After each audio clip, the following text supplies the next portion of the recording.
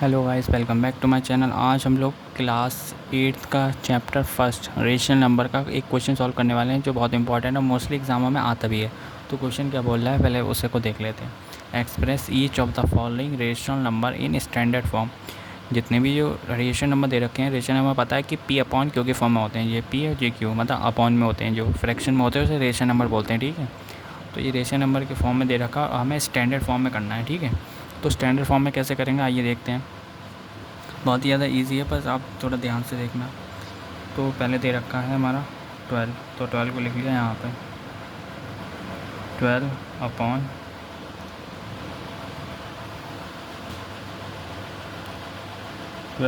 30।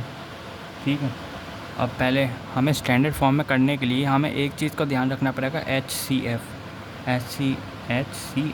Highest common factor, जो आपने और क्लासेस में तो उससे पहले क्लासेस में भी पढ़ा होगा। HCF क्या बोलता है, हाईएस्ट कॉमन फैक्टर। ठीक है, तो इसका HCF कैसे निकालेंगे, जो इससे डिवाइड हो सकता है। 1 से डिवाइड हो जाएगा 12, 2 से भी हो जाएगा, कॉमन लगा दो यहाँ पर, 1 से हो जाएगा, 2 से हो जाएगा, 3 की टेबल में भी आता है, 4 की टेबल में भी आता है, 5 की टेबल में नहीं आता है, 6 की टेबल में आता है, और 12 खुद की टेबल में आता है। 30 किसकी टेबल में आता है, 1 की, 2 की, 3 की, 4 से नहीं आता है, 5 में आता है, 6 की टेबल में भी आता है, 7 की नहीं आता, 8 की नहीं आता, 9 की भी नहीं आता, 9, 10 में आता है, फिर 15 में आता है डायरेक्ट, और फिर डायरेक्ट 30 में। अब इसका हाईएस्ट कॉमन फैक्टर कैसे निकालेंगे, अब पहले कॉमन ढूंढें, हाईएस्ट कॉमन। तो सबसे पहले कॉमन देखेंगे, कॉमन क्या क्या है। कॉमन 1 कॉमन है, 2 कॉमन है, 3 कॉमन है, जो दोनों के पास है। 12 के पास भी है, 30 के पास भी, वो देखेंगे हम। 6 भी कॉमन है, बाकी का 12 है इसके पास है नहीं ना, 15 है। ठीक है, तो सबसे अब निकालना HCF, तो हाईएस्ट कॉमन फैक्टर। हमने कॉमन तो निकाली, अब हाईएस्ट, जो हाईएस्ट कौन सा है, 6, तो HCF हो गया हमारा 6। ठीक है, हाईएस्ट सबसे ज़्यादा, कॉमन जो है वो 6 ही है, उससे ज़्यादा कुछ है नहीं, 12 आता नहीं है तो वो होगा नहीं। तो अब हम इसे क्या करेंगे, स्टैंडर्ड फॉर्म में करने के लिए, ये जो था 12 अपॉन 30 को डिवाइड कर देंगे 6 से,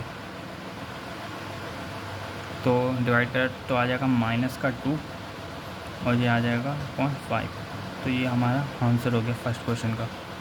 तो हमें स्टैंडर्ड फॉर्म में कर दिया। तो स्टैंडर्ड फॉर्म में करने से पहले हमें पहले HCF लेना चाहिए, आना चाहिए हमें कि कैसे लिया जाता है HCF। तो मैंने बता दिया, अगर आपको कोई भी प्रॉब्लम हो तो आप कमेंट में ज़रूर करना। ठीक है, तो सेकंड क्वेश्चन देख लेते हैं। सेकंड क्वेश्चन भी वैसे ही है, तो हमें पहले HCF निकालेंगे, हाईएस्ट कॉमन फैक्टर। तो हाईएस्ट कॉमन फैक्टर कैसे निकालेंगे इसका, 14 किसकी टेबल में आता है, 1 की टेबल में आता है, 2 की टेबल में आता है, 3 की टेबल में नहीं आता है, 4 की टेबल में भी नहीं आता है, 5 की टेबल में भी नहीं आता है, 6 की टेबल में भी नहीं आता है, 7 की टेबल में आता है। 7 के बाद वो खुद की टेबल में आता है 14। अब ये किसकी टेबल में आता है, 49, 1 की टेबल में, 2 की टेबल में नहीं आता है, 3 की में भी नहीं आता है, 4 के में भी नहीं आता है, 5 के में भी नहीं आता है, 6, 7 के में आता है। फिर 5 के बाद आता है, ये 1 की टेबल में आता है, 7 की टेबल में आता है, और ये खुद की टेबल में ही आता है 49, और किसी की टेबल में नहीं आता। तो इसका कॉमन फैक्टर कौन सा हो जाएगा, 7 हो जाएगा, क्योंकि हाईएस्ट कॉमन यही तो आ रहा है 7। तो हमने 7 इसका HCF हो गया, HCF हमारे पास 7 हो गया। ठीक है, अब इसे स्टैंडर्ड फॉर्म में बोला है क्वेश्चन में, तो स्टैंडर्ड फॉर्म में कर देंगे हम।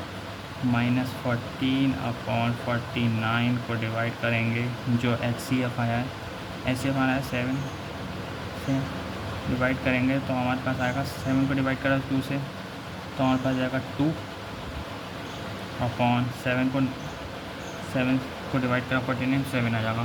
तो ये हमारा आंसर हो गया। अगर आपको कोई भी प्रॉब्लम हो क्वेश्चन में, या फिर कोई भी स्टेप समझ में ना आया, तो आप ज़रूर कमेंट में बस बताना, मैं आपको ज़रूर उसका क्वेश्चन का आंसर ज़रूर दूँगा। और अगर आप हमारे चैनल पर आए हो, सब्सक्राइब कर देना, वीडियो को लाइक कर देना। मिलते हैं अगली वीडियो में, थैंक यू।